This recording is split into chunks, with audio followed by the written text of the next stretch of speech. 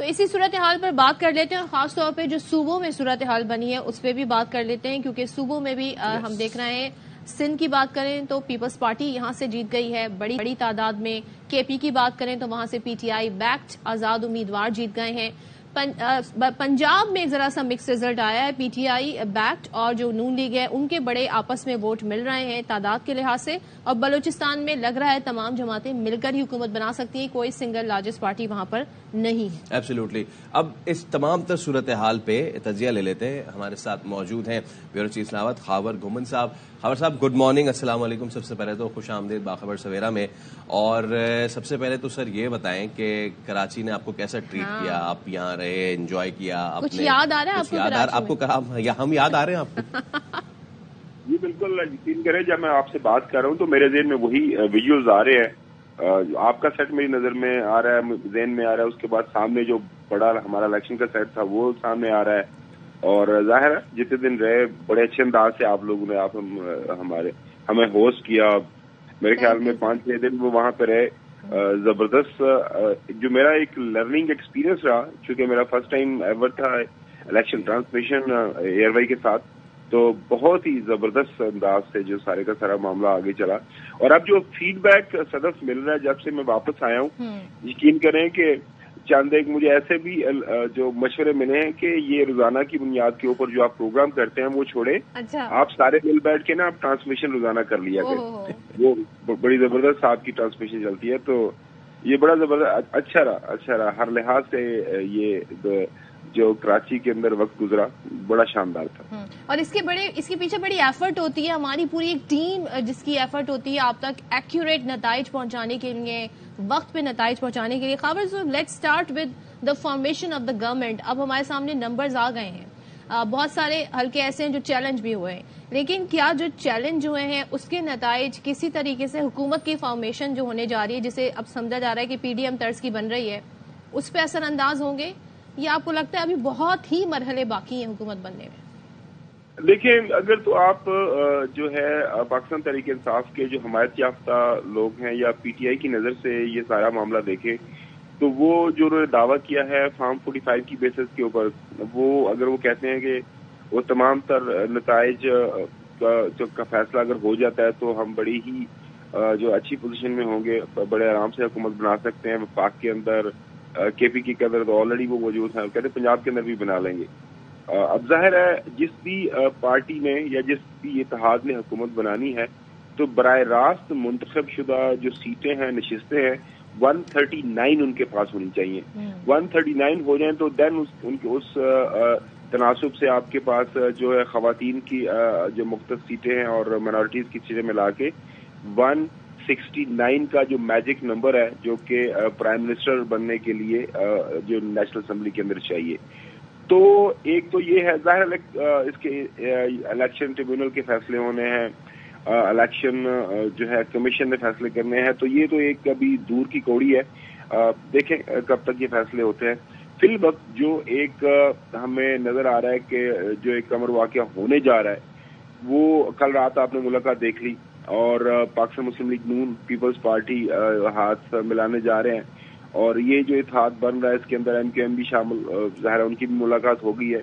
تو ان کی نمبر کے ہم دیکھیں تو یہ اگر 3-4 جماعتیں مل جاتی ہیں تو یہ بڑے آرام سے فرق کیا ہے؟ وہ جو 16 ماہ کی ہم نے حکومت دیکھی، ابھی بھی ہم وہی چہرے دیکھ رہے ہیں. اور مجھے تو کل ایک میں نے کامنٹ پڑھا جب یہ بلاول صاحب اور شہباز شریف مل رہے تو انہوں نے کہا لے جی مناظرہ ہو گیا.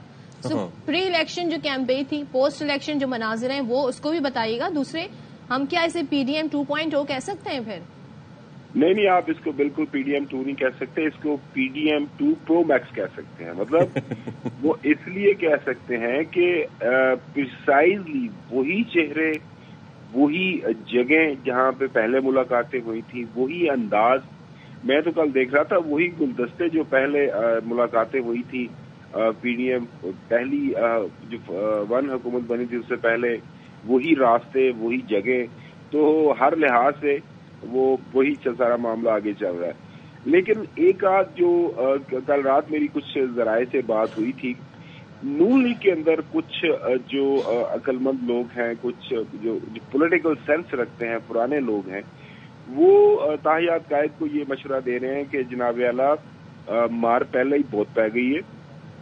अगर असी यह हुकूमत लै लई ते जेड़ी वो पंजाबी में कहते हैं ना कि जो रहंदी कोई कसर है वो भी निकल जाएगी, तो थोड़ी बहुत हमारी इज्जत बची हुई है वो भी खत्म हो जाएगी। तो हमें इज्जत के साथ जो है पंजाब में हमारी सारा अक्सरियत बन रही है, हुकूमत बनाते हैं। वफाक के अंदर हम अपोजिशन बैचेस के ऊपर बैठते हैं। अच्छा। और जो है पीटीआई वालों को कहते हैं जी 100 बिस्मिल्लाह आए इकोनॉमी संभालें सारा कुछ, तो ये काम करना चाहिए। अच्छा, लेकिन खावर साहब, लेकिन ये सारा प्रोसेस क्या इतना ही स्मूथ होगा जितना लग रहा है?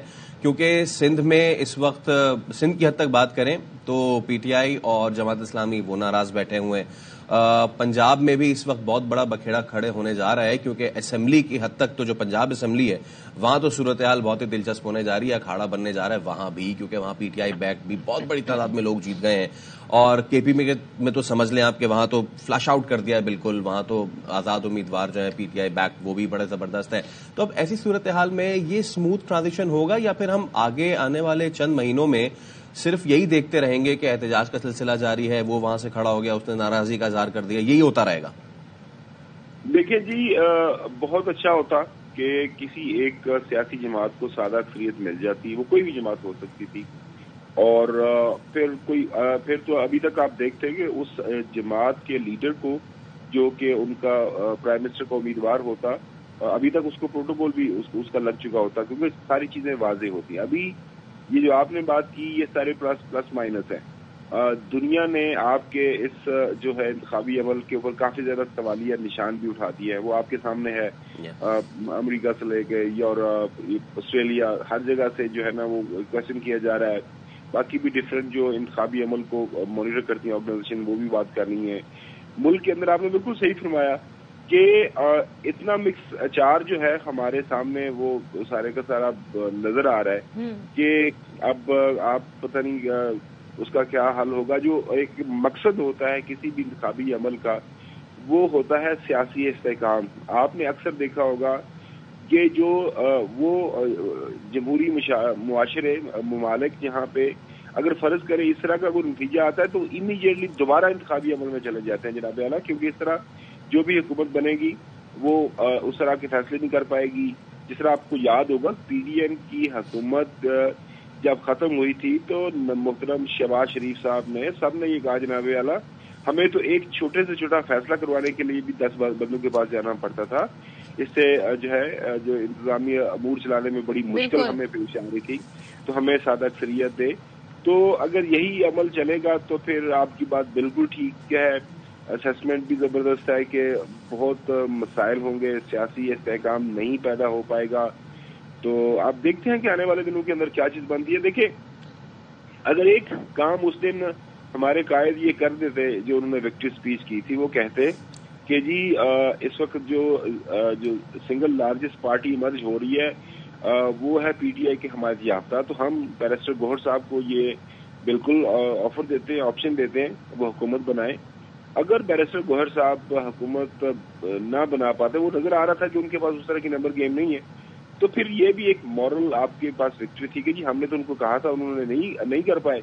तो तरीका कार यही होता है कि फिर जो सदर पाकिस्तान है वो पहली जमात को, फिर दूसरी जमात जो है, जिस तरह बरतानिया में होता है, इंडिया में होता है, तो हर मुल्क के अंदर इसी तरह होता है जहाँ पे जमहूरियत है।